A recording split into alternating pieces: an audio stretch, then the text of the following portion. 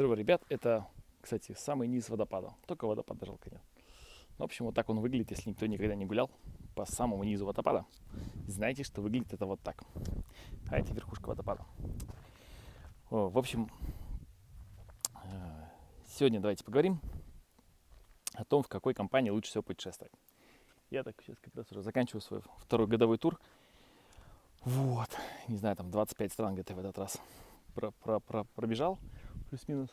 Вот, и все-таки как лучше всего путешествовать? В общем, путешествовал когда-то с друзьями. В смысле, там, например, человека 4. Классно, весело, но у всех свои интересы. Обязательно выбирайте, договаривайтесь об интересах, когда путешествуете все вместе, потому что и даже если вы договоритесь, все равно вы в результате не договоритесь. Ну, надеюсь, у вас путешествие получится. Просто когда едете компашкой, всегда договаривайтесь, на что делаем акцент, что делать, если там, не знаю, кто-то хочет на пляж, а погода плохая, или кто-то не хочет на пляж. Как говорится, время резервировано. Вот. Как говорится, как разделять машины, делить и все остальное. В общем, это про компашки. Дальше вы можете, конечно, путешествовать, там, не знаю, с семьей. С семьей весело, потому что семья, как правило, друг о друге заботится. Как правило, лучше, чем друзья. Вот. Но тоже, как говорится, если вы с семьей долго не проводите время, а потом резко проводите, то, естественно, какой-то дисбаланс происходит. И, в общем, тоже могут быть определенные нюансы. Вот. Если, конечно, путешествуете с девушкой, тоже, наверное, все классно, но у девушки тоже свои барабаны. Кто-то хочет больше стран посмотреть, кто-то хочет красивые селфи, кто-то хочет отдохнуть, кто-то хочет отношений, кто-то хочет, не знаю, там, если у кого-то жена, то или там муж. Сейчас модно. Вот.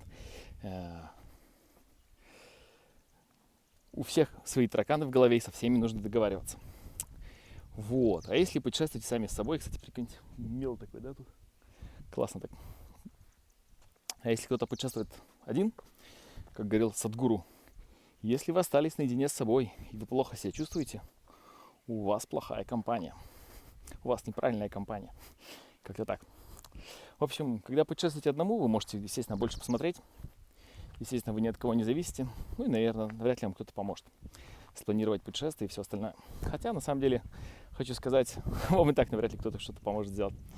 Какие бы классные у вас там не были отношения с вашими коллегами, партнерами, бизнес-партнерами. Кстати, с бизнес-партнерами тоже можно путешествовать. И опыт показал, что недолго, коротко можно. Но дальше-то у всех свои планы. И не думаю, что вы когда-нибудь, хотя хоть даже на месяц, уедете с бизнес-партнерами. Хотя сейчас как раз договариваюсь на 2 недельки, если получится, в Монголию. Вот.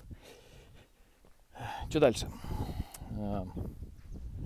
И как же все-таки надо путешествовать, одному, много или как? Ну, естественно, когда вас много, естественно, вам, наверное, часто бывает дешевле, хотя не обязательно, а иногда и дороже. Как-то бывает веселее. В общем, я для себя понял, что идеального сценария нет. Я просто смотрю, куда мне нужно идти. Сюда обычно никто не добирается, как видите. Вот. Хороший пример, кстати, да. Сюда обычно никто. Куда я добираюсь, обычно никто не добирается, как видите. Типа сюда пришли, ай, нет водопада, что сюда ехать? Смотрите, какая красота. Вы хоть раз в жизни видели вообще? Хоть раз в жизни видели высохший водопад? Гуляли по дну? Вот. Вот. И я что хотел сказать, что самое классное это менять.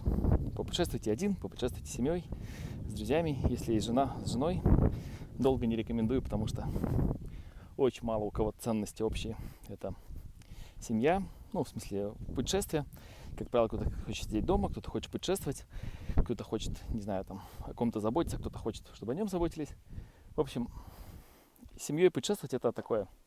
Есть travel-блогеры, но, как говорится, это такие истории на показ. Не факт, что они очень все удачные и красивые.